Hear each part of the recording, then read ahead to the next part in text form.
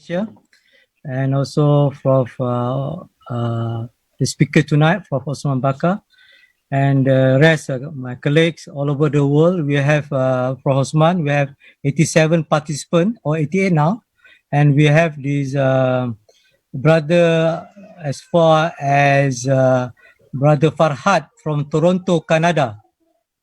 He visited you in ISTAC. So before I introduce Prof. Osman Bakar and make some introduction, why don't we begin our session tonight with recitation Al-Fatiha. Bismillahirrahmanirrahim. Ar-Rahmanir-Rahim. Iyyakum nasta'in mustaqim siratal ladzina an'amta 'alaihim. Alhamdulillah, alhamdulillah, summa alhamdulillah. All praise to Prophet Muhammad sallallahu alaihi wasallam. Tonight we are very fortunate to have IIIT online intellectual discourse series number 22. After we have a break for 2 months, now we start with number 22, and we have prominent scholars with us, Professor Datuk Osman Bakar, and we'll discuss on Al-Ghazali and Ibn Rushd, 2 stars in the intellectual galaxy of Islam. So, and we're fortunate to have our own star with us, Professor Osman Bakar himself. And before I start, I will make an introduction for who's Al-Ghazali. And of course, Professor Osman will elaborate more. The famous 11th and 20th centuries, 12th centuries, Al-Ghazali was the first occupant of the chair of Shafi'i law at the leading Nizamiya University in Baghdad, which at the time was the equivalent of Al-Azhar. And Ibn Rushd himself, better known as a competitor of Aristotle, was credited with several medical works, including medical encyclopedia entitled Book or Generalities of Medicine. He also wrote commentaries of Ibn Sina medical work. And both of Ibn Rushd and Al-Ghazali acknowledge the importance of Al-Quran as essential guide for anyone who wants to live a meaningful and fulfilling and productive life. And before I would like to invite Professor Bakar, I would like to introduce, of course, everybody knows we have 113 participants, Prof, currently with us all over the world, from Canada, Africa, Cambodia, Indonesian, and all over the world. And now an honor for me to introduce Professor Dr. Osman Bakar, a distinguished professor at ISTAC, International Islamic University of Malaysia. He was Al-Ghazali Chair of Epistemology and Civilizational Studies. He was formerly director of Sultan Omar Ali Al Saifuddin Center of Islamic Studies at University of Brunei Darussalam. He's concurrently Emeritus of Professor of Philosophy of Science, University of Malaya, Kuala Lumpur. He has published 22 books and over 300 articles on Islamic thought and civilization, particularly on Islamic philosophy and science. He also writes on contemporary Islam and interreligious and inter-civilizational dialogue. His writing has been translated into many languages. He has served as advisor and consultant to a variety of international academic and professional organizational institutions, including UNESCO and Qatar Foundation. He served as Deputy Vice Chancellor of University of Malaya in 1995, year 2000. He was included in the list of 500 most influential Muslims in the world in 2009 and 2012. Without further ado, I would like to invite Professor Osman Bakar. The virtual world is your floor. Tafadhal, Prof. Thank you, Brother Professor Fauzan, the moderator, Brother Shahran, IIIT East Asia, and all friends from various parts of the world. I greet you all. Assalamu alaikum wa rahmatullahi wa barakatuh. Salam sejahtera, peace be unto you, Of course, depending on where you are, good morning, good afternoon, good evening to all of you. Thank you to IIIT for inviting me to give this short lecture. Let me explain to you the background of this lecture. Some time ago, it was, I think, Professor Fauzan who forwarded an article from Pakistan. Yeah.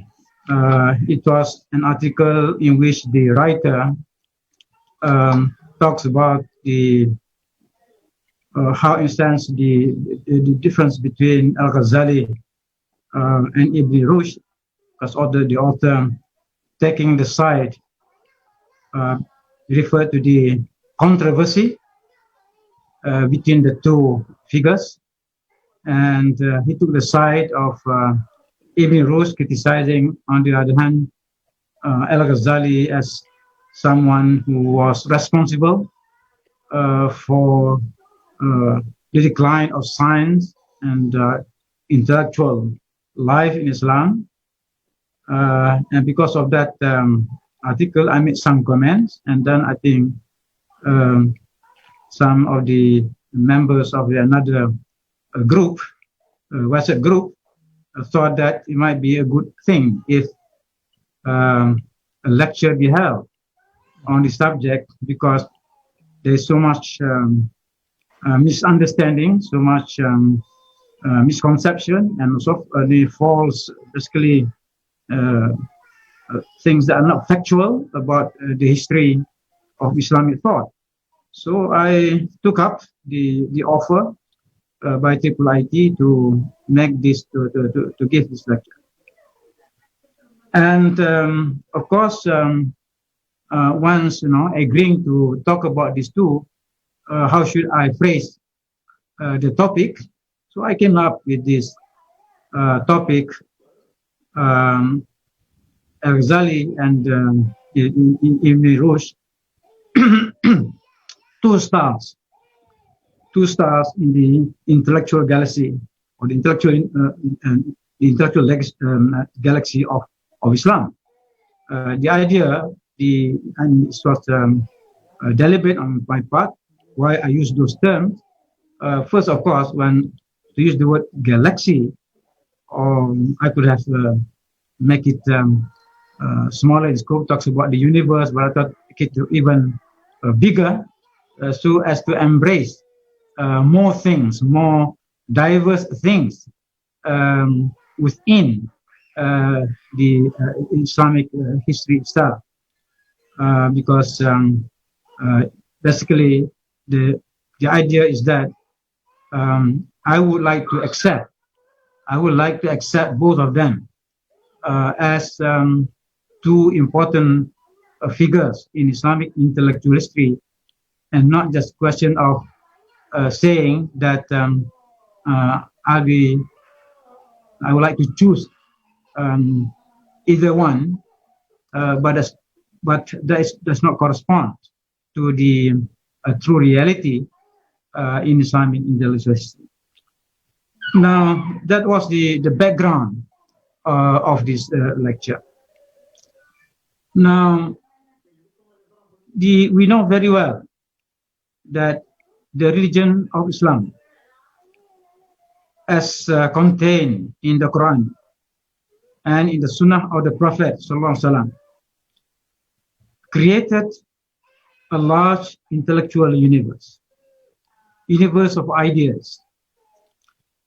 Since the beginning of the religion until now, after more than 14 centuries, especially during those periods, those centuries when we used to call Islam at its best, when Islam was at its best, when Islam was its most creative phase of its history. Islam produced many intellectual figures, many thinkers, many scholars, and certainly now we have with us Al-Ghazali and Ibn Rushd, not simply two stars, but two of the brightest stars in the intellectual galaxy of Islam. Yes, there were similarities between them, a lot of similarities. In fact, there are more similarities between them than that divide them. But the way some people among both Muslims, as well those from outside in the West, for example, who like kind of want us to make a choice, either Al-Ghazali or Ibn Rushd. But my approach is that both of them belong to the original Islam, and both of them believe in the Quran, believe in the Sunnah, believe in the principle of ijma, consensus, as a source of knowledge, a concept which Ibn Rushd referred to when he wanted to respond to those who want to doubt the philosophers of which he was one, as opposed against Islam, as going against Islam. Especially those who want to, of course, include reference to Al-Ghazali. He tried to bring that idea that there's no consensus on that. When it comes to doctrines, there's no consensus that the philosophers were outside the fold of Islam. So, what I'm saying now here, because precisely the universe, the intellectual universe, Islam was so large, there's bound to be a lot of diversity. Cannot expect within such a large intellectual universe to find uniformity of thought. What is important is whether the ideas, the thoughts which were held, which were in sense emphasized by each of the two thinkers, were contrary to the Quran and the Sunnah or not. Well, my life devoted to Islamic philosophy, Islamic intellectual thought, I didn't see that way. I saw both of them as being true ulama. They were true ulama. They were real ulama in the real sense of the word. In the sense that people who have knowledge, deep knowledge, the people, the two who knew very well the Quran, who knew very well the Sunnah, who knew very well also the history of pre-Islamic civilization, especially the Greek civilization.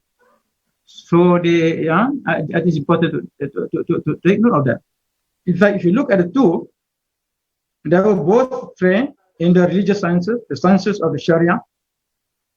They were trained also, but in different ways, they were exposed to in the intellectual sciences, what has been familiarized in Islam, what we call the Naqli sciences, or the Al-Ulum, Al-Naqliya, the transmitted sciences, basically coinciding the core, which basically is the sciences of the Sharia.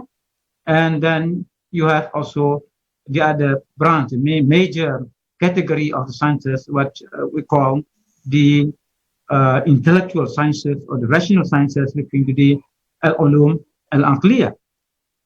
So both Al-Ghazali, or the Ghazali's earlier background was the sciences of the Sharia, the Naqli sciences, but later he learned the different philosophical sciences. Not on the same level as Ibn Rushd, but in the case of Ibn Rushd, same thing. He was familiar in both categories of sciences. He was also trained as I said, in the sciences of the Sharia. He became the Chief Justice, Chief Qadi in Cordoba, and the moderator just now referred that he was the great commentator of Aristotle. But as I said, there are more things in common. than differences. But in Islamic intellectual thought, of course, I mean, we have many different schools. We have schools, the legal school. Al-Ghazali belonged to the Shafi'i school, and Ibn Rushd belonged to the Maliki school. But they were knowledgeable in the Sharia. And Al-Ghazali, of course, I mean, he was a theologian of the, in the sense, the belonging to the school of Kalam, one of the Mutakallimun. He belonged to the Ansharite school. Of course, in the case of Ibn Rushd, I mean, he did not belong to that school because he belongs to the school of the philosophers, the philosophers among the peripatetic school, the Mashai school, by which we mean he belonged to the school of the Muslim followers of Aristotle. Aristotle has followers among Jewish and Christian philosophers, but among the Muslims, we have Al-Kindi, we have Al-Farabi, we have Ibn Sina, Ibn Rushd. All these belong to the peripatetic school. But what distinguished Ibn Rushd from the others, because of his rational stance, I think this is where the misunderstanding. Yeah? The misunderstanding that because he was a kind of rationalist, you know, and therefore he was against certain tenets of Islam. But I don't find that the case. To me, yes, he was. He may be called a Muslim rationalist, Islam follower, exponent of Islamic rationalism. But we need to bear in mind that in the world of his time and even now, there were many schools of rationalism. And certainly it is legitimate to say then there is such a thing as Islamic rationalism. And basically when we say rationalism, we're dealing about ideas, beliefs, perspectives about the place and role of reason in our life and thought. And to say that, for example, Ibn Rushd makes more use of reason, than more rational than Al-Ghazali. That would be not entirely correct, but certainly Ibn Rushd emphasized the use of reason much more than Al-Ghazali. Or we can say that the philosophers emphasize the role of reason in a more in a wider scope than, say, the Mutakallimun. But that itself does not mean that one is more Islamic than the other. And what's important to note that is within the universe of Islam, what the principle that was maintained was the harmony between reason and revelation. No Muslim philosopher would say that reason stands above revelation. Wahyu, no. The philosophers also maintain that revelation is superior to reason. But where they differ is basically about the scope given to the use of reason. So in this respect, you can say that the philosophers emphasize the reason in much more ways, so that, for example, the difference between Al-Ghazali and Ibn Rushd's concerns the place of reason in the attainment of truth. So Ibn Rushd emphasized that reason is the main instrument, emphasized much more, whereas Al-Ghazali was talking also about the other sources of truth apart from reason, a kind of emphasizing the supra-rational experience. For example, on the organ, on the intellectual organ or the cognitive organ of the pulse, the heart. In other words, the heart is another cognitive organ that was emphasized. And in the case of Ghazali, therefore, the emphasis, you got to understand that context. For example, the legitimacy, the rationale for the purification of the soul or purification of the heart, precisely because there is a very important source to knowledge. So it's a question of emphasis of one over the other. And therefore here, when we see arguments or claims made by some people within Islam, among Muslims, or outside the fold of Islam, from some thinkers in the West, making a choice, I think the claims are made because they do not really look at the total picture of the thinking of these two people. Let's say, for example, Al-Ghazali. The thing is, Al-Ghazali as the author of Tahafud al-Falasifa, the incoherence of the philosophers, which Ibn Rushd criticized, is not or was not the same Al-Ghazali, for example, who wrote books, Munkis min al-Dalal, or who wrote Risalah al-Laduni or Mishkatul Anwar. It's two different Al-Ghazali. Because why was that so? This is something which we need to understand. The emphasis in traditional Islam was that, in the sense that intellectuals belong, generally, not everybody, but generally, of course there were exceptions. Generally, the intellectuals belong to a particular school, and some belong to more than one school, because within themselves as a single individual, they played different roles. Let's say Al-Ghazali, he was a faqih, he was a jurist, and not simply a jurist, an excellent one, a formidable one. Then he was also, in other words, he belongs to the school, the legal school, the legal scholar. But in terms of seeking truth, the truth, in terms of ideas, three other schools were important. He was a mutakalim. In other words, he was a dialectical theologian. So when he wrote Tahafud al-Falasifa, he wrote that work from the perspective of kalam, not from the perspective of fiqh, not from the perspective of, well, of course, at the time when he wrote, he did not study, when he wrote that book, of course, he was just learning philosophy, but he was not really full-fledged Sufi, say not in part, but he was mutakallimun, but he learned philosophy by himself. He did not have a teacher in philosophy, but he understood philosophy, the practical philosophy, to the extent that he was able to produce the maqasid al-falasifa, the aims of the purposes of the philosophers very well. He read very, very well. He understood that.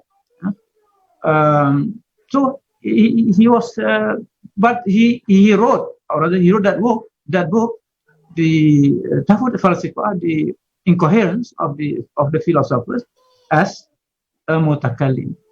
Therefore, so what is the perspective of this? It is basically to defend. It's basically to defend the beliefs, the beliefs of the ordinary believers. Because during that time we saw some of the streams of ideas that among the philosophers who might be misunderstood, who might mislead the ordinary believers. So that, of course, was meant more to refute. It was a refutation rather than an affirmation of the kind of beliefs that he held. But just to show that, all right, you philosophers, you are claiming this thing, But I'm going to write now to refute against you. Just to show that the methods, the arguments you use are fallible and not infallible. Means that was the idea. But to express what he actually believed, then we have to go to his other book.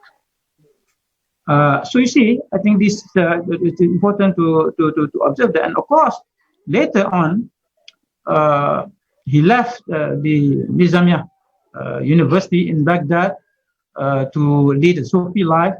He left the Ghazali chair, the chair of the Shafi'i chair, in Baghdad, chair of Shafi'i law, and became convinced that there were other ways. In other words, there were other paths to truth. He appealed to supra-rational experience. He became one of the important Sufis. In other words, there was a lot of his books which were written from the perspective of Sufism. The most important, of course, is the magnum opus, is Noordin, which is a very important work of Sufi ethics, a work of Sufi ethics. Whereas Ibn Rushd was talking about a school of ethics, and a perspective on ethics, not Sufi ethics, but the ethics of the philosophers. The kind of ethics that Ibn Rushd was talking about, more the Aristotelian ethics, ethics based on rational investigation, rational approach, whereas in the case of Al-Ghazali, is referring more to kind of the inner experience, the inner transformation. The people who are knowledgeable in the Ilmul Mukashafa, the science of the unveiling. So it's different way of experiencing truth. This is important because the Quran talks about three different kinds of certainty: certainty of knowledge, ilmu yaqeen, certainty of knowledge, then the certainty of vision, which is the ainul and yaqeen, and the other one is the haqqul yaqeen. In sense, the person who became spiritual extinct, who became extinct for an experienced state of fana in God. So the Sufis were very, very interested in this kind of spiritual experience, which is maybe called super-rational, without negating, or without rendering illegitimate what was accepted previously. So that's why Al-Ghazali is saying to the Asqas, to the Mutakallimun, he criticized his fellow Mutakallimun themselves. Okay?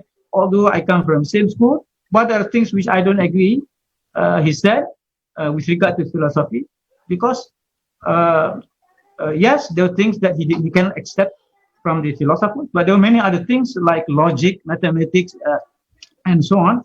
There's nothing wrong with that. So why should we reject that?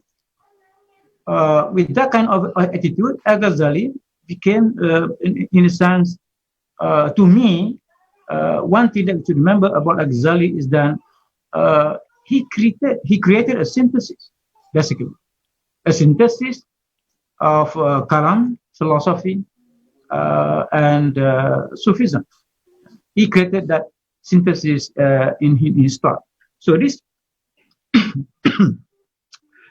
this kind of synthesis to be found later in, for example, in Ibn Arabi.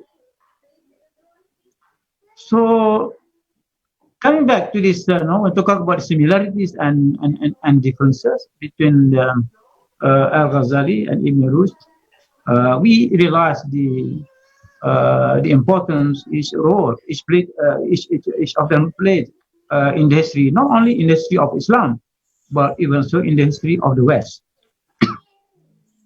In their time, we're talking about 11th century, see, from 10th century, 12th century, 13th century,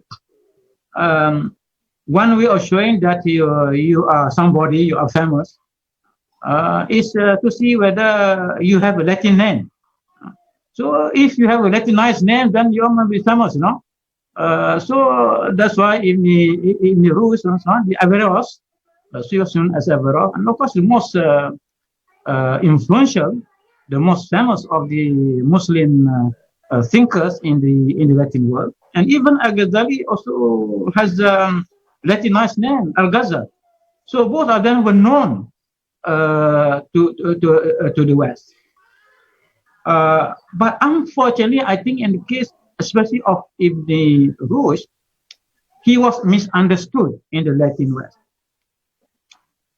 So that's why the appreciation shown by people in the West since then until modern times, not exactly correct.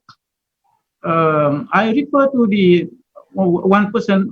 I like very much the writing of this Harry Wilson. Harry Wilson, who a scholar of Kalam, basically, the modern scholar about Kalam. Yeah, he wrote many works, about Kalam, and he talked about the twice revealed Averroes. What he meant that Ibn Rushd was misunderstood twice in the West. What was in what sense was he misunderstood? Now, the first time he was misunderstood,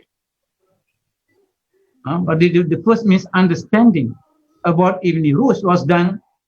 He believed, according to this critic, or rather according to these people who were his fans, that Ibn Rushd believed in two truth theory, namely the truth of revelation and the truth of reason, the double truth theory that was known in the West. But that's what Ibn Rushd was perceived by some people in the West, and through their influence later, even a small number of modernized Muslims who thought, who gave the same kind of appreciation of Ibn Rushd. But it's not correct. You don't find in the writings of Ibn Rushd this idea of two truth, two parallel truth. One, the truth based on revelation, and another truth based on reason. On the contrary, Ibn Rushd believed in one truth, but there are two different ways of expressing this truth. One is through revelation, the other is reason. And Ibn Rushd wrote a work, the فصل المقال في بين الحكمة والشريعة من الاتصال. That which has been translated loosely. I think that which is translated literally means the unity of it has been translated by some as the unity of religion, religion and philosophy. But we have to be careful again when we use term, because when we use the word religion, the harmony of religion and philosophy, the unity of religion and philosophy, we may give certain meanings to religion, certain meanings to philosophy, and then it could lead to misleading conclusion. We should use the word used by Ibn Rushd. What were the words that he used in Arabic? Well, the word used in Arabic, which was used translated into English as religion, was Sharia. Now, it is important to realize that Sharia is not equal to religion. And furthermore, when you use the word religion, on the other hand, you do religion starting from English, then people start to talk about what's the religion? It's talking about din. You see, it's both ways. It's both ways. If you say from Arabic translated into English, so actually what was translated was a Sharia and translated into religion. You may agree or you may not agree with that, but the point is we have another word for religion, which is din. Certainly, the word used by Ibn Rushd was not din. but translated in English as religion. And the other one is, of course, philosophy. Ibn Rushd did not use the word falsafa, but he used the word hikmah. Of course, in Islamic literature, both hikmah and falsafa have been translated into philosophy. But there's a subtle thing about this, because after Al-Ghazali especially, the word falsafa became less used compared to the word hikmah. Hikmah became a more widespread, is the word used more widely than hikmah. As commented by some Muslims, it showed that, it showed that somehow the Islamic perspective of philosophy has become more entrenched. So even at the level of terminology, people do use the word philosophy, but hikmah, to make it conform to the Quranic usage of the word. So, whereas Ibn Rushd talk about the harmony between, of course, he used the word the ittisal, in other words, use the harmony. But the translation from instance that he talked about, basically he talked about the unity of hikmah and sharia, whereas in the English translation, it's talk about the harmony between religion and philosophy. You can see that where at what point that differences, or rather misunderstanding or misleading consequences, or the different consequences can lead from purely the question of terminology. But the point is, in the case of Ibn Rushd, he did not talk about the truth of the Sharia and the truth of philosophy. On the contrary, he talks about the convergence, the unity of the two. That's important, and therefore the idea of his fans in the West, especially his fan club in the Latin world. I mean, Ibn Rushd was so popular in the West, he had a fan club among Western thinkers, just like nowadays the Muslims fan club. It's not more fan club of singers and football rather than fan club of thinkers in the West, but in case of at that time, Ibn Rushd has a fan club. But then he was misunderstood. Yeah, they like him for the wrong reason. The Western thinkers like him for the wrong reason, thinking that he really, he believed that reason lead to different kind of truth, not the same truth with which we associate with revelation. And in the case of the other thing, misunderstanding about Ibn Rushd was that Ibn Rushd was anti-religious because of the three issues that he brought up. That certainly the 3 points on which in which Al-Ghazali raised the matter. There is the 3 issues on which he charged that the philosophers were dubbed as having committed kufr because belief in the eternity of the world, belief in that the question of God not knowing particulars, the question of the reception of which. These were 3 issues that were that store that the theologians or Al-Ghazali was encountering. But these are difficult issues. These are difficult issues, and but in my own thing, I do not see, because there's some misunderstanding also on the part of Al-Ghazali on what he thought the philosophers were saying with regard to these 3 issues. And when we have to, I think for us now, it is important that when we want to differentiate between the two, we need to go to the original sources. the original sources of these scholars, not depending on second-hand views, because this question, for example, I think people parroting, people just repeating what others have said without any basis.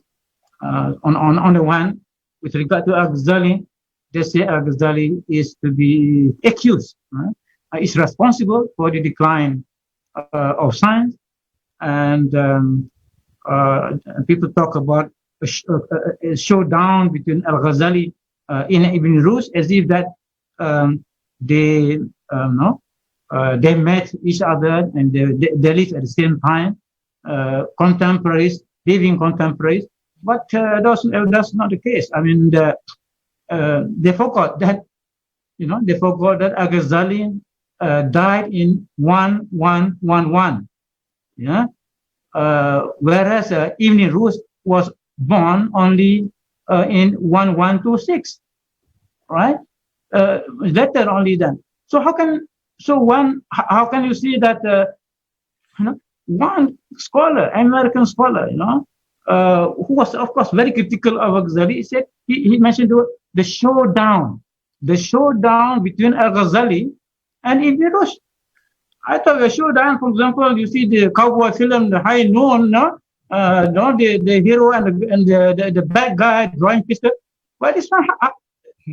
I mean, Ibn Rus was not drawing pistol against Ibn Rus because Al-Ghazali was already in the grave, no? Ibn Rus, basically, because Ibn Rus responding to Al-Ghazali without actually able to reply back.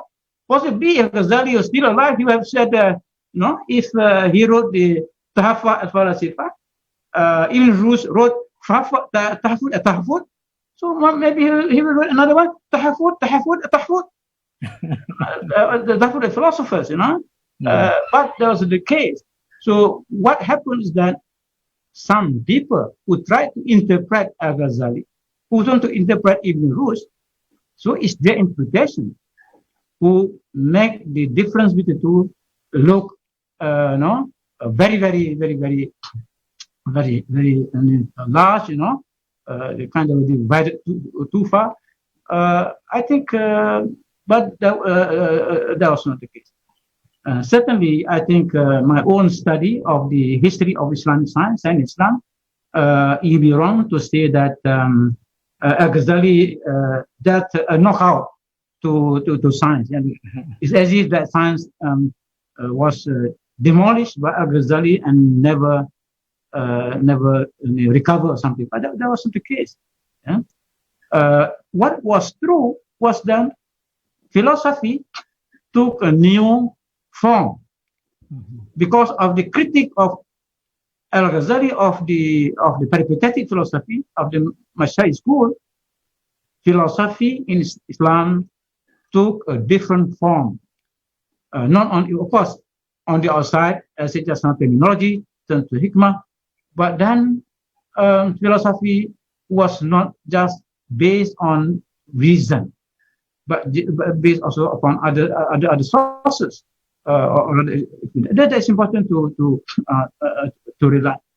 Then my own study that after Al-Ghazali, in different branches of science, there was steady progress rather than decline, especially in astronomy. If you refer to the works of George Saliba, an Arab Christian, he's an Arab, but not a Muslim. He's a leading scholar today on Islamic astronomy. For him, the golden age of Islamic astronomy was after Al-Ghazali, for example, right? And my own study of the Qutb al-Shirazi, for example, a scholar, a follower of Ibn Sina in philosophy, but a great scientist, and he revived together with Nasiruddin Tusi the science of optics. He revived that. In other words, during that time, the knowledge of physics and optics in particular. But what is to be noted is that revival in the science of optics, not for scientific reason, but more for philosophical reason, especially more for, because of physics, of philosophy and metaphysics, that led to that. In other words, based on in other words, it was the burst of light in the Quran, for example, the metaphysics of light that led to the blossoming of the science of optics, not empirical consideration, but metaphysical consideration. So it's different thing altogether. if you are to believe what these critics of Al-Ghazali, then you won't find that kind of situation in the history of Islam. So long after Al-Ghazali, science continued to be cultivated. Of course, it's not the same, maybe not the same, not all the same branches of science as were to be found during the time of Al-Ghazali. But the point is that it is not true that science kept declining due to the knockout, the philosophical knockout by Al-Ghazali. It is this kind of thing that I feel, and I would like to say, right? In other words, that for Islamic thought, both the kind of thought that we associate with Ibn Rushd and the kind of thought with Ibn Ghazali are not only possibility. These are not possibilities, but they correspond to the teachings of the Quran. In other words, the Quran talks about so many things, and different minds are attracted to these different aspects of the Quran. This was the message of my book, the Quranic pictures of the universe.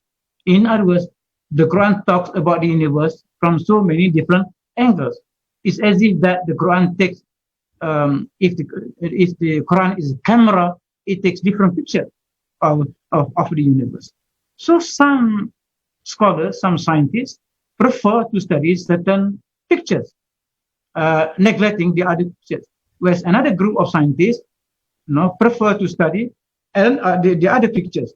So the same thing, the question of the intellect, the relation of the intellect to revelation, for example.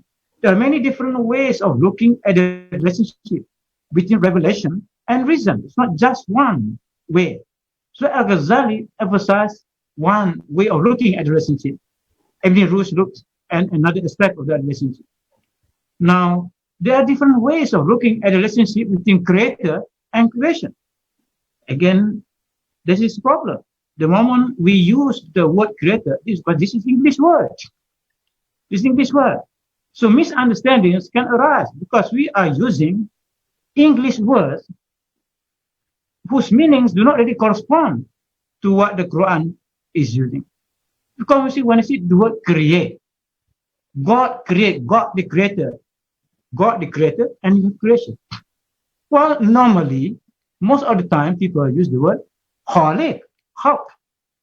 But again, if you look at the work of Al-Ghazali, for example, his book, the divine names, the beautiful names, the divine names, then he will tell you there that khaliq, creator, then depends only to different aspects of creation, not creation from nothing, not creation from nothing as understood. Of course, philosophers and the Sufis understood nothing. That nothing, Adam, as something doesn't mean nothing. Yeah, it doesn't mean nothing. But the creation ex nihilo of the exoteric theologian who said that nothing. Still, the point is, the Quran does not use that word because there are other words the Quran uses to talk about creation, different aspects of creation. Bada, yeah. You can. It does not mean the same as as khalaqa. Yeah. So khalaqa refers to a process of creation on something which already exists that is transformed into another thing. So it is different. When I'm saying that there's a need to be careful when we are speaking in English, we are discussing in English on concepts that use in Arabic, which can mean, and normally it means different things, or it conveys a wider meaning of words. So these are what I'm trying to say. Okay, let me see. Let me stop there so we can have some discussion on this. Let me just say this. Then within the large universe of Islam, of Islamic thought, Islamic ideas, both Al-Ghazali and Ibn were great thinkers. Professor Said Hussein Nasser used the word universal figures. These thinkers were the universal figures of Islam, meaning that they were knowledgeable in many different fields of study, different fields of knowledge. That was, in other words, they were both scholars of, they were philosophers, they were scientists, they were theologians, not just a few, but many of them. So within this universe, or within this intellectual universe of Islam, there are so many thinkers whom we can look upon as expressing the many facets of the truth of Islam. Islam is multifaceted. Some scholars, different scholars, deal with different aspects of Islam, but there were things that combined them, in some that united them, namely their belief. It is a certain belief united them. They all believe in the articles of faith. They all believe in the 5 pillars of Islam. But of course, when it comes to the interpretations of these articles of faith and articles, the 5 pillars of Islam, they are so many. They belong to different schools of thought. So there is both unity and diversity. And that is the beauty of Islam, that Islam emphasizes unity in diversity, from the one to the many, and from the many back to the one. So thank you very much. Assalamualaikum warahmatullahi wabarakatuh. Thank you very much, Jazakumullah khair, Prof. Osman. Alhamdulillah, unity in diversity, and is no showdown. And Imam Ghazali and Ibn Rushd live in 2 different times. So a lot of misconception. Alhamdulillah, we had good clarification and good, and we have a lot of questions too from the audience. And Prof. Osman, we have Dr. Omar Hassan Kasole from Uganda all the way. We also have the guest Tan Sri Ramli Ngah Talib from Perak and or in Kuala Lumpur. And we have Cambodia and from all over the world. We have 221 participants now around the world. Assalamualaikum. Waalaikumsalam, yeah. Tan Sri, yeah, you can, Tan Sri, you want to ask question? Maybe Shahran can unmute Tan Sri's mic. Shahran? Maybe I can, yeah, I can do that. Okay. Sorry, unmute. Tan Sri, can you unmute? Or anyone to ask question, please unmute. Or maybe. Hello. Yes, Tan Sri, go ahead. Yes.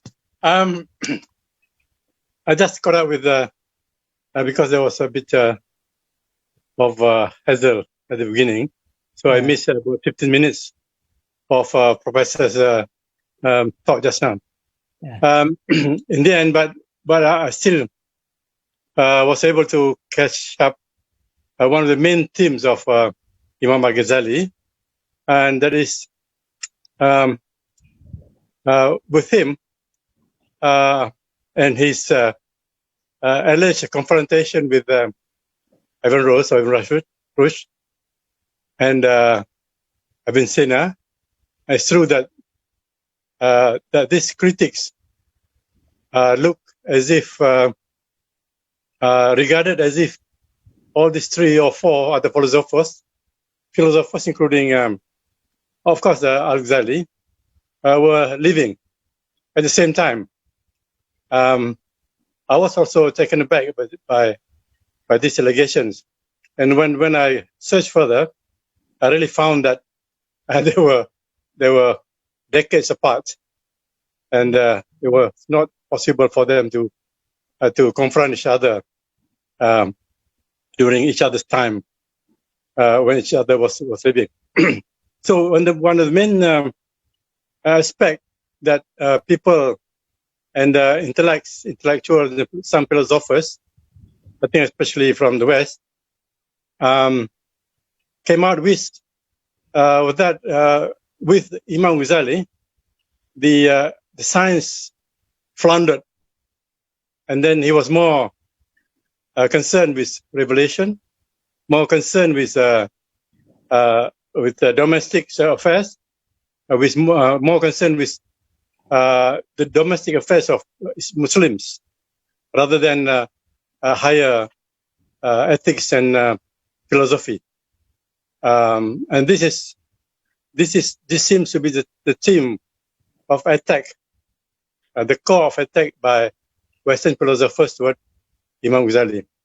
And what I was about, in fact, I was trying to ask this question, this aspect of Ghazali's philosophy, but since it was just now explained by the Professor Osman, then I'm quite satisfied with it.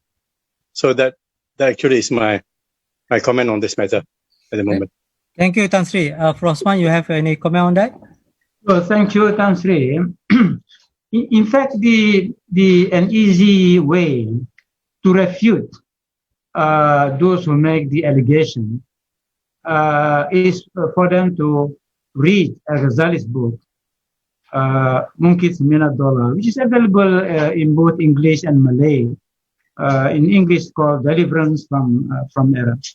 It is clear that from that book, Al-Ghazali was having quarrel with the philosophers only in the area of metaphysics. He was not quarrel with scientists, with the philosophers on the question of the physical sciences, on the mathematical sciences. No, not on those. So when we say science, normally we refer to these two, mathematics and the physical sciences. These two groups cover what we today understand as science. But he was concerned with the philosophers' claim that they were able to establish their thesis, their certain beliefs, through the use of logic and reason. He was quarreling with that. For example, the question to show the eternity of the world that not the issue. So it's different kind of thing. It's not with science. And therefore now to charge Al-Ghazali that is possible with science is to miss that point. Yeah. So just that, even if you want to be involved in this quarrel between Al-Ghazali and himself, let's just concentrate on those issues that he was talking about, not anything else. But now people generalize to make Al-Ghazali, look really, the person who's anti-science. But that's not the case. He was not anti-science. He was not anti-reason. He was critical of the position of the philosophers on certain issues. That's all.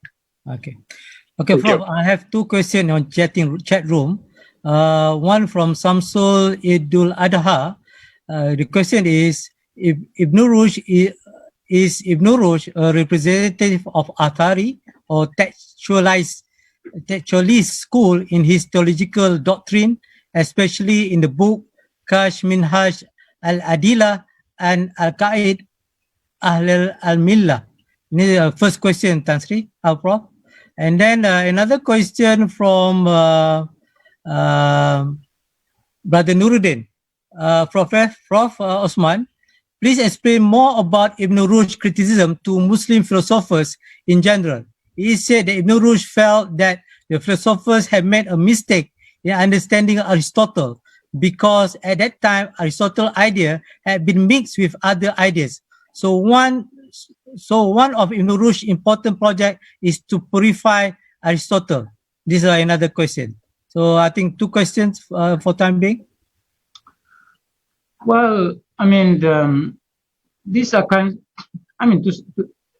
you have to understand when one philosopher criticizes another philosopher or non-philosopher, but on very intellectual kind of issue, there's bound to be some differences. To me, the points that Ibn used reason, basically the methods of proof, this manahij al-adillah,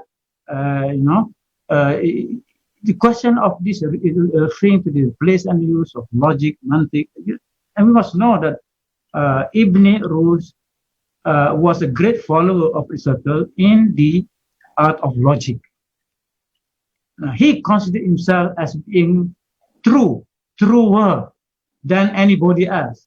In other words, he considered himself as the best of the Aristotelians. He was faithful to Aristotle more than anybody else.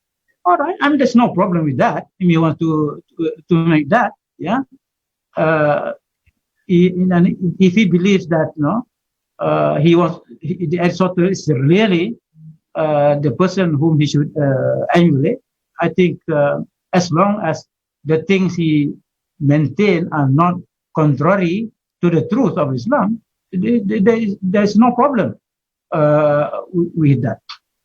What's important is generally speaking, not in detail, but in general, Aristotle was accepted very widely in Islam as a hakim, as one of the hukama, one of the sages. All right.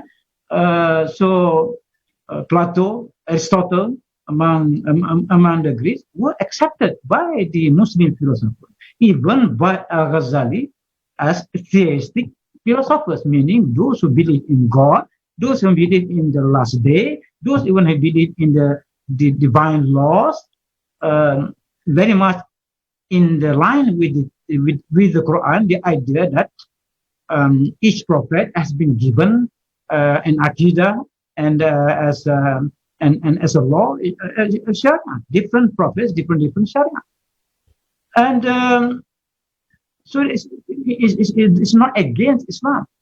In other words, it is possible to integrate the thinking, the thoughts of Aristotle and Plato. Of course, but on details, you don't have to follow him. And this is where, for example, the thing about Muslim philosophers and scientists, while they call themselves the follower of Aristotle, meaning broadly speaking, they were free to criticize him on many issues, and that led to the new perspectives on science. They were not merely followers of Aristotle. They criticized also Aristotle. Even Sina, he criticized Aristotle on many things, while being placed in the same school called the Aristotelian followers. So among philosophers, they also criticize each other. Yeah. This is normal. It's normal among the intellectuals, among the thinkers, that they also criticize each other. So I think not to be worried about that. But the point is, what unites? Yeah, despite these differences, there were principles on which they all agreed. Different principles. So I think there's been said that the differences of views among the ulama, among the scholars, is a kind of blessing to the ummah. Okay. What was the other question? The other question, well, I have to okay. The second question. The second question is from Noordin. Is Too many questions. Yeah, it is. Prof. Osman, please explain more about Ibn Rushd's criticism to Muslim philosophers in Oh, general. yeah, I already answered. Yeah. Yeah, okay. Then, so I open to the floor now, virtual floor. Any question? Can you raise a hand? And Brother Shahran will unmute. Radis Sapi, Brother Shahran, please unmute. Radis Sapi.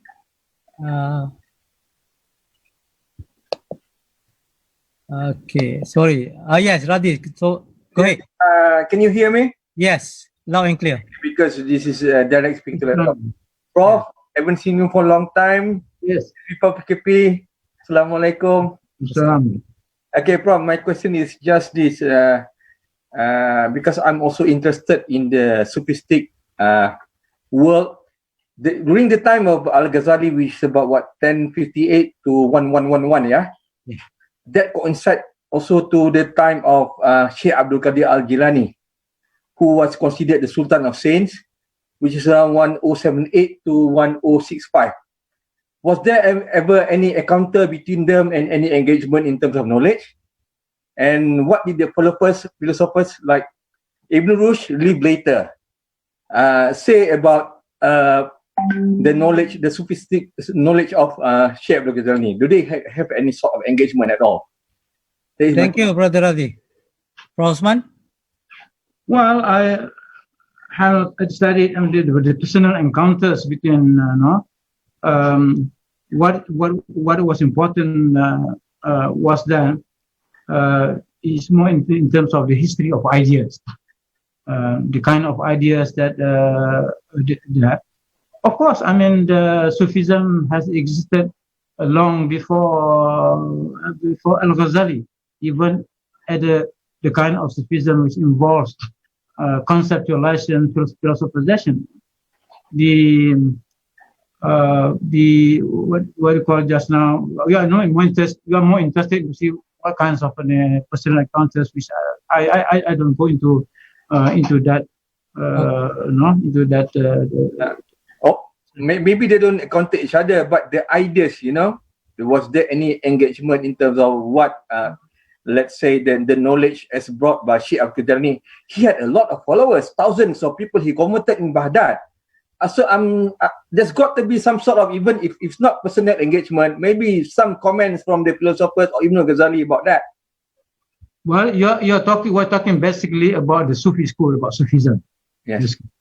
All right. Okay. I have two questions from a chat room. And also two person already raised their hand, Alvin Lingam. So I'm going to read the question in chat. Prof. Osman from Ali Nur Kadir. Prof. Osman, what is your opinion on the difference between Islamic metaphysics and modern metaphysics? This from Dr. Ali Nur. And from Prof. Rosnani Hashim, did the Minha during Khalifah Al-Ma'mun resulted in the conflict with the rationalists? And after his death and with the new Caliph, the philosophers were persecuted as this a consequence on philosophy in decline of science? There are two questions. Okay. First, the metaphysics. There's it depends, but generally speaking, because you talk about modern metaphysics, you know what I mean? There are certain modern metaphysicians who are very much like the traditional metaphysician. But in general, there is a difference of, in terms of, certainly one difference is that Islamic metaphysics started, it talks about the science of God. In other words, the starting point of Islamic metaphysics is the knowledge of the divine realities, knowledge of God, which also discussed in the among philosophers, which basically the important to observe is this: metaphysics is about the science of the realities, which in theology, which is common to theology, okay? Theology is about the science of God. was the same thing as metaphysics, except that the metaphysics was used more by the philosophers, where in the case of the theology of God, let's say the theologians. So Islamic metaphysics was the branch of knowledge dealing with divine realities according to the philosophers. Philosophers use that. So who talked about Islamic metaphysics in the past? It was the philosophers. But then the philosophers belong to different schools. After Al-Ghazali, after Ibn Sina. Earlier, when you say philosophy, falsafa, it means the peripatetic or the followers of Aristotle. But after Al-Ghazali's attack on falsafa, on philosophy, new schools of philosophy appeared. The immediate one, of course, the school belonging to Surawardi, the school of the Ishrafi school, the Indonesians. And of course, where they differ is in terms of their methodological approach to metaphysics.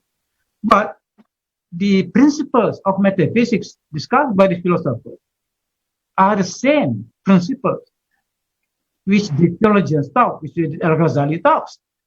All right? So it's just that different here in terms of terminology, but in terms of the truth themselves, they are the same, one and the same. But they are called by different names, and they are approached differently by the philosophers on one hand and by the theologians on the other. And this metaphysics has application to science, to physics, basically. Metaphysics has a very important implication for physics. But in the case of the modern understanding of metaphysics, is basically more kind of just philosophy, rather than metaphysics of the high order. They don't talk about the Godhead, about the divine attributes. They don't talk about the relationship between the divine attributes and the world of manifestation.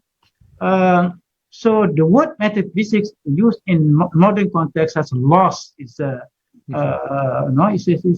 original meaning. It's just another. It's no different from philosophy, really. Okay. Now the other one, the question from Professor Rosnani, that is about the different scenarios or different impacts on philosophy as a result of the change of political power. Basically, that was that, Professor Rosnani. I think this was quite. It was, in other words, a regular thing. That's a feature. In other words, patronization did influence intellectual life in Islam.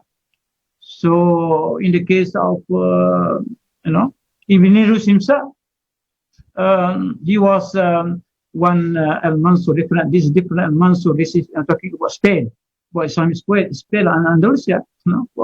Sometimes he was persecuted. Ibn Rus, his books were burned, but then he was later, in a sense, rehabilitated. He found support again.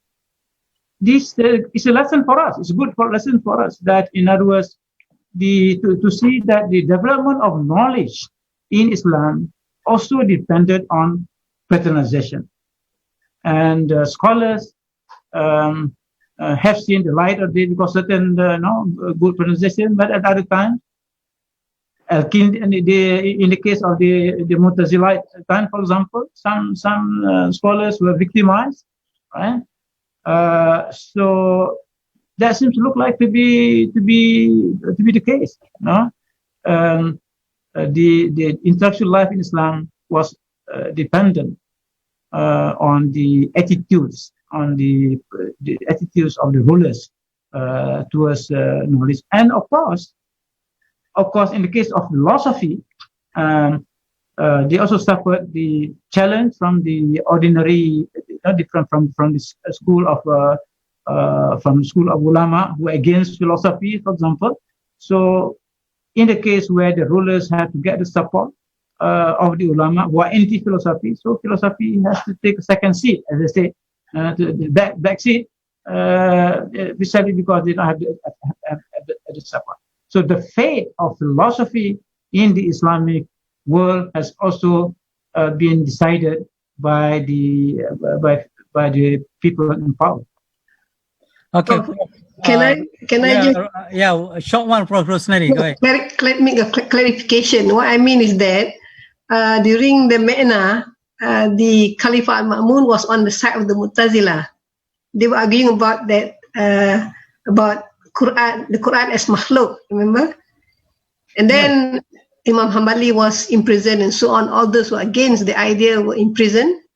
But then after his death of Al-Ma'mun, this new Khalifa now takes a side with Imam Hanbali, Muhammad Hanbali, and release him. And now they are persecuting the rationalists, the Mu'tazilah. And philosophers are belonging to that school. So they go into hiding, and that's why you have Ikhwan as-Safa writing without giving up their names because of fear of persecution. So I'm just wondering whether is that related to the persecution of the rationalists after that, and therefore then the decline of the rational and empirical science. Okay. Well, I think it's very important to qualify the use of the word. I said, be careful. The word rationalist. I mean, there's no one common understanding of this rationalist. Okay, Mu'tazilah then.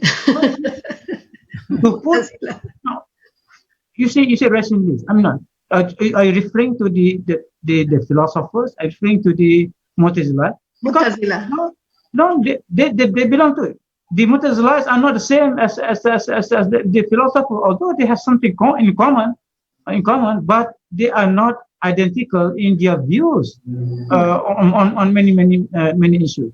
All right, because the Mu'tazilites belong to the school of Kalam, not falsafa. Of course, among the people of Kalam, the Mu'tazilites were the most rationalistic of all, because in the sense that they put something to the point even of vision as above revelation. But not the philosophers. Yeah, so that's why I'm very careful. Rationalists, to say that Muslims were rationalists and the philosophers can be confusing because here we have to look on what issue. Okay. Both emphasize the importance of reason, yes, but they have different kinds of beliefs. They uphold different doctrines. It's not the same. Okay, thank you, Prof. I think we're going to finish at 10:30, but we have two already waiting to ask you a question. One from Alvin Lingam, another one from Nabil. I will ask brother Alvin Lingam to ask question. You're from Indonesia? Where are you from, Alvin? I'm from Singapore. Oh, Singapore. Okay, Alvin, go ahead. Assalamualaikum, Professor Osman. Attended your session about 1 or 2 weeks ago.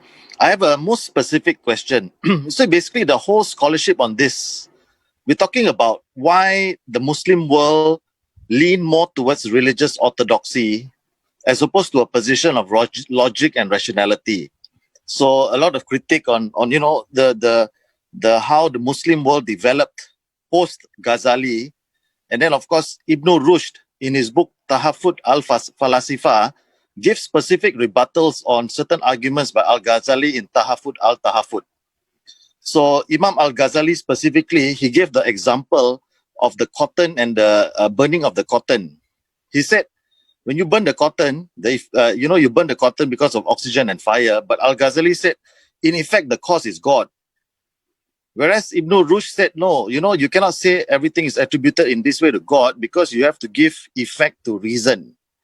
And this kind of arguments ultimately led into a situation where even the ulama start having debates about orthodox views on when is the sighting of Ramadan versus the purely scientific view, where there's a conflict in the views, you see. So now, obviously, Imam Ghazali had no chance to rebut Ibn Rushd, Tahafut al-Falasifa, because he would have died by then. Ibn Rushd was 10, 11 something onwards. He existed after Al-Ghazali died, and there was no specific rebuttal to Tahafut al-Falasifa. Okay. Everyone is wondering how Imam Al-Ghazali, if he were to rebut, whether there would have been a rebuttal. Your question, Alvin, what's your questions? So the question is, specifically, Ibn Rushd, the development of the Islamic world, if they had actually followed Ibn Rushd, would it have been different? And are we going more towards religious orthodoxy, or is there a misconception here? Okay, thank you. And Brother Nabil, can you ask your question, Nabil? Go ahead. Nabil. Assalamualaikum. Shukran, Professor Osman, for your presentation. It's much appreciated. You in Malaysia? Where are you now? I'm from South Africa, but my asl is from Malaysia. My forefathers are from there. Okay.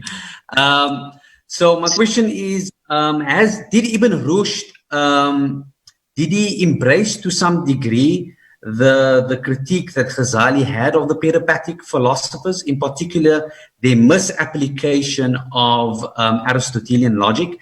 And did Ibn Rushd, was he just merely a commentator of Aristotle, or did he critically engage and attempt to synthesize within the Islamic tradition as well? Okay, thank you, Prof. Osman. I think you can answer these two questions, and can you conclude for the whole entire talk tonight? Thank you. Go ahead. All right, thank you, Brother Alvin Lingam. Huh? Yes. Well, it's okay that the question that Ghazali did not have a chance to reply to Ibn Rushd. Why I say that? Because the issues that were involved are perennial issues, in the sense that this kind of issues basically is a confrontation, if I may use the word a bit strong there, between two perspectives. The encounter between two different perspectives that are always to be found in the minds of people at all times. In other words, it is not just a historical issue of the time. The issue between the two perspectives, one, the perspective to which Al-Ghazali belonged, that was the perspective, and the other one is the perspective that which was represented by Ibn Rushd. Right? What are these two different perspectives? The question of looking at causality, basically. Causality, the relationship between cause and effect. It all goes based to the Quran. That's it. Now, both Al-Ghazali and Ibn Rushd were trying to defend the truth of the Quran, but different truths in the Quran with regard to the divine names, divine attributes. Al-Ghazali wanted to defend the principle of God being powerful. The attribute God is the all-powerful. God's will is infinite. God has will to do anything. That's powerful. And the emphasis here is that if you look at the arguments by Al-Ghazali, is that in the Tahafut, it's almost the idea of negating secondary causes in the name of the primary cause. Al-Ghazali wants to defend, or rather to safeguard the idea that God has power over all things. I think that is emphasized in the Quran. God has power over all things. God has, so, and therefore in a sense there, the arguments of Al-Ghazali, because want to emphasize the primary cause, negates or absorbs the secondary causes. He doesn't want to give a kind of and the role to secondary causes that exist in the nature of things. It is the nature in other words, fire has a God-given nature, which is to heat, right? Fire heats. That is a nature given to fire. So when the Quran says, with regard when the enemies of Abraham wanted to burn him, all right, what did God say? God said, "Oh fire, cool." Yeah. So God ordered the fire to cool. Why did God order the fire to cool? Meaning that the fire had heat. The nature of fire is heat. So, and that's why he gave that order. So the point, Ibn Rushd was right to say that fire had this nature of heating. All right, but Al-Ghazali was not interested in that. Was interested that the ultimate cause, because people to prevent people from only thinking about secondary causes, forgetting about the ultimate cause. I think that was the two perspectives. Yeah. The other one now, the question from Nabil. Nabil, Yes. about the I'm not quite really the question. What was this, Ibn Rushd? Nabil, can you ask? Can you repeat your question? Just please, to be precise, the question. What is the question? Yeah, so I asked, did Ibn Rushd to some degree embrace Ghazali's critique of the peripatetic philosophers in their misapplication of Aristotelian logic? Well, Ibn Rushd, if you look at his Tahafut, he was more interested in defending the perspective of science. All right. So from that aspect, he criticized Al-Ghazali. But I'm not sure when we want to say that the Ibn Rushd was appreciative of Al-Ghazali criticizing the peripatetic philosophers with respect to what? Can you give the example? It's not generally, but what was that? Nabil, okay, you still there? Yes, I'm here. What was the specific example that Ibn Rushd appreciated Al-Ghazali's critique of the peripatetics? Because remember that Ibn Rushd was one of the peripatetics. So then we say that there must be on some particular issue that he found himself to be on the same side as Al-Ghazali. Is that what you say? No, not necessarily, because what I understand is in the Tahafut al-Tahafut, Yes. he's also critical of Ibn Sina's embrace of Aristotelian philosophy, that he wasn't fully embracing Aristotle, because Ibn Rushd, he was an Aristotelian in its true light, and in the same light, he also critiqued Ibn Sina because of his misapplication of Aristotelian logic. Yes. And he was trying to sort of defend Aristotelian logic to some extent. Well, in details, yes, in details. In other words, in his commentaries on different books of logical rules of Aristotle, he has differed with Ibn Sina, for example, or Al-Farabi.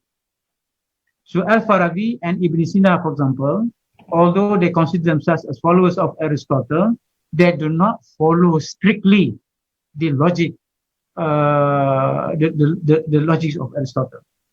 Starting with Farabi. Farabi was the first person to, in a sense, to depart from that. Okay, thank you, Prof. Osman. I think we come to the end. And before I conclude, or maybe I just close the meeting, I would like to invite again Prof. Osman to say a few words in conclusion for the whole thing. Well, thank you. I just want to thank all of you and from different parts of the world who are listening to this.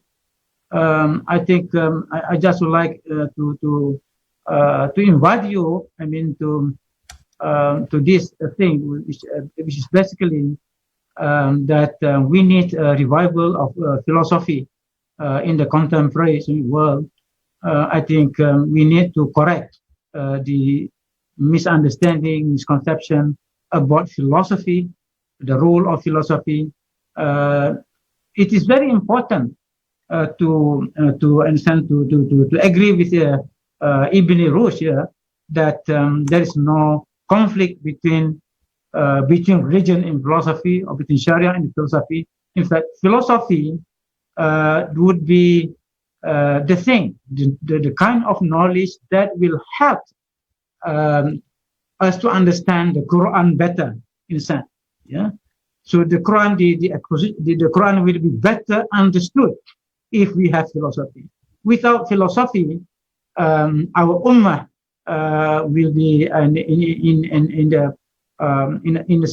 in such a state that you not be able to be creative in knowledge. I think the positive place and role of philosophy in Islamic thought needs to be revived, needs to be represented, of course, in the context of the modern of the modern world, the contemporary world. Philosophy can address the challenge of the new knowledge that came from the West, for example. Without guidance from philosophy, the Muslims will always just depend on faith. Faith without knowledge will not save us. But knowledge without faith won't help either. So therefore, the unity of faith and knowledge, and that represented by philosophy, would help the Ummah out of the present situation. Thank you very much. Assalamu alaikum.